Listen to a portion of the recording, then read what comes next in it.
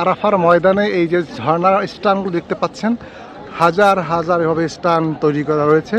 এই স্টানগুলো আসলে সাধারণ কোনো স্টান নয় যে কবুতরগুলো এখানে উঠে পাখিগুলো এখানে বসবে।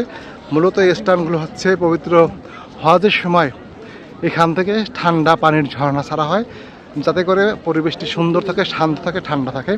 এই জন্য কয়েক হাজার এইভাবে ঝর্ণার সিস্টেম করে ফোয়ারা তৈরি করে রাখা হয়েছে, যাতে হাজিরা হজ করতে আসলে তাদের কষ্টটা কম হয়, লাঘব হয়।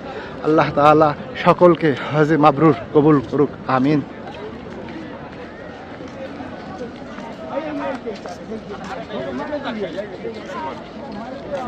সবাই জাবালে রহমতের দিকে ফিরে মোনাজাত করছে, আলহামদুলিল্লাহ। এখানে কিন্তু কেউ বায়তুল্লাহর দিকে ফিরে মোনাজাত করেনি, অনেকেই জাবালে রহমতের দিকে বরকত স্বরূপ রাসূল পাক সাল্লাল্লাহু আলাইহি সাল্লাম এখানে দাঁড়িয়ে বিদায় হজের ভাষণ দিয়েছেন। সে তার সম্মানার্থে জাবালে রহমত কিয়ামত এখানে